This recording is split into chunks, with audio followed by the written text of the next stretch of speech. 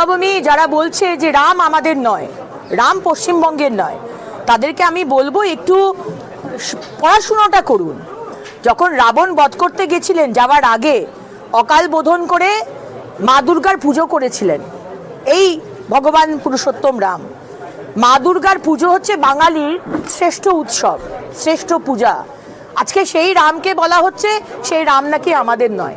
তাই রাজনীতির জায়গায় আমাদের রামনবমী বা রাম পুজো যুগ যুগ ধরে হয়ে আসছে, আর এখনও সেইভাবেই হচ্ছে। এবং মানুষ একজোট হচ্ছে, মানুষ বুঝতে পারছে যে আমি যদি আমার পূজা আর্চা, আমার যে রীতি, সেগুলো যদি রীতিনীতিগুলো না রাখি, আমি যদি ভুলে যাই, তাহলে আমার এক্সিস্টেন্স ইজ অ্যাট স্টেক, আমার সার্ভাইভাল ইজ অ্যাট স্টেক। আমার বেঁচে থাকার জন্য আমাকে এগুলো করতে হবে, আদারওয়াইজ আমাকে কমপ্লিটলি কর্নার করে দেওয়া হচ্ছে। সেটা তো হতে পারে না, যা বাংলাদেশে হয়েছে। তাই মানুষ বেশি বেশি করে সনাতনী হিন্দুরা আজকে রাস্তায় নামছে। তুষ্টিকরণের রাজনীতি করে উনি এই জিহাদি মুসলমানদের মাথায় তুলে রেখেছেন। আজকে সব মুসলমানরা তো আর এরকম নয়, রাষ্ট্রবাদী মুসলমানরা তো আর তারাও তো বলছে যে আমার সম্প্রদায়কে কি দিয়েছে, আমাদের সম্প্রদায়ের মুসলিম ছেলে মেয়ের চাকরি নিয়ে উনি কি দিয়েছেন, পড়াশুনো নিয়ে উনি কি দিয়েছেন, কি করেছেন। আজকে মেটিয়াবুরুজ যান, আজকে খিদিরপুর যান, এত নোংরা করে রেখেছে, এত নোংরা জায়গা যে বলার নয়, কোনো কাজই হয়নি। সুতরাং তারাও তো বুঝতে পারছে। আর ফোর্স নামিয়ে মুখ্যমন্ত্রী দেখাচ্ছেন যে উনি খুব আইন শৃঙ্খলা মেনটেন করতে চাইছেন, কিন্তু আমার মনে হয়, আমার যা সিক্স সেন্স বলছে যে 26,000 চাকরি গেছে, উনি এখন পাকে পড়েছেন। আমরা দাবি করেছি ওনাকে অ্যারেস্ট করা হোক, ওনাকে জেলে পোড়া হোক। উনি যে ক্ষতি করেছেন, কিন্তু ওখান থেকে দৃষ্টি ঘোরানোর জন্য উনি রামনবমীতে দাঙ্গা লাগাতে পারেন, উনি সেই চেষ্টাই করবেন, বরাবর তাই করে এসছেন। ওনার ট্রেন্ড, ওনার যে পাস রেকর্ড সেটাই বলছে।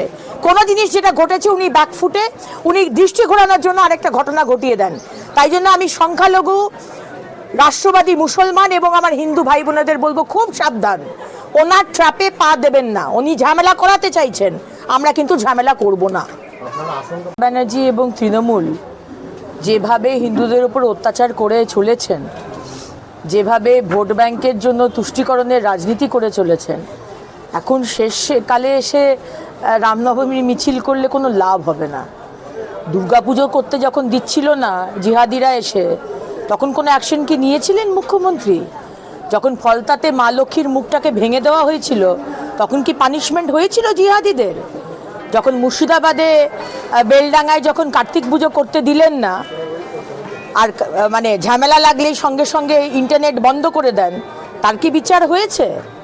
প্রতিদিন যে সনাতনী হিন্দুদের ওপর অত্যাচার চলছে, মোথাবাড়িতে শেষ যে দেখলাম আমরা, যেভাবে হিন্দুদের ওপর অত্যাচার হলো, কোনো কি শাস্তি হয়েছে?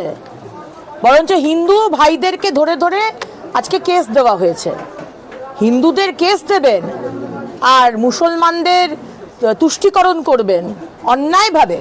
আজকে যদি কাজ দিয়ে করেন, আমাদের রাজনীতি করলে কোনো অসুবিধা নেই, কিন্তু ধর্ম নিয়ে যদি রাজনীতি করেন, তাহলে শেষকালে এসে আর কয়েক মাস বাকি বিধানসভার ভোটের, এখন হিন্দু ভোটকে চাইছেন, হিন্দু ভোট ভাগ করতে চাইছেন, কোনো লাভ হবে না।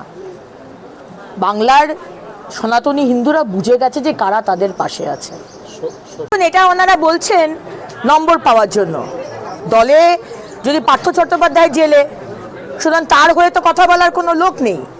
Partha Chattopadhyay the second in command যিনি ছিলেন সেই সময়, প্রাক্তন শিক্ষামন্ত্রী, তিনি একাই কোটি কোটি টাকার জালিয়াতি করেছে, শিক্ষা দুর্নীতি করেছে। এটা হতে পারে না, এটা একটা যৌথ ডিসিশন, ক্যাবিনেট থেকে পাস হয়েছে। পুরো ক্যাবিনেটকে জেলে পোড়া হোক, মমতা ব্যানার্জিকে জেলে পোড়া হোক, ক্যাবিনেটকে জেলে পোড়া হোক। এটা হতে পারে না যে একমাত্র শুধু পার্থ চট্টোপাধ্যায় ডিসিশন নিয়েছেন।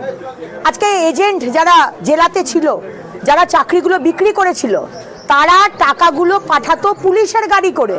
তো পুলিশ মন্ত্রী কে? মুখ্যমন্ত্রী। পুলিশের গাড়িগুলো কার? মুখ্যমন্ত্রীর। পুলিশের গাড়িতে করে টাকা আসছে জেলা থেকে কলকাতায়, আর মমতা ব্যানার্জি কিছু জানেন না। তো সুতরাং উনি 7 তারিখে আবার নাটক করার জন্য ইন্ডোর স্টেডিয়াম যাবেন। ঠিক যেইভাবে আরজি করে ডাক্তারদের আন্দোলন উনি ঘোট পাকিয়ে দিয়েছিলেন গিয়ে, আমি তো কিছু জানি না, কে করেছে এটা আমরা দেখব, আমরা বিচার করব, ঠিক সেই পদ্ধতিতে উনি আবার 7 তারিখে নেতাজি ইন্ডোর স্টেডিয়াম যাবেন এবং এই যারা শিক্ষা দুর্নীতিতে যারা মানে মানে এ হয়ে গেছে, যাদের জীবন শেষ হয়ে গেল, আজকে তাদের আন্দোলনটাকেও আবার শেষ করার চেষ্টা করবেন। আমি সবাইকে বলবো সতর্ক থাকুন। আর এই যে সরকার, দুর্নীতিগ্রস্ত সরকার, এই দুর্নীতিগ্রস্ত মুখ্যমন্ত্রী, হিস্ট্রিতে এরকম দেখা যায়নি, ভারতবর্ষের হিস্ট্রিতে, পশ্চিমবঙ্গের হিস্ট্রিতে এরকম দেখা যায়নি যে এইভাবে প্রাতিষ্ঠানিক দুর্নীতি করে ছেলে মেয়েদের ভবিষ্যৎকে শেষ করে দেওয়া এই মুখ্যমন্ত্রীকে জেলে যেতেই হবে।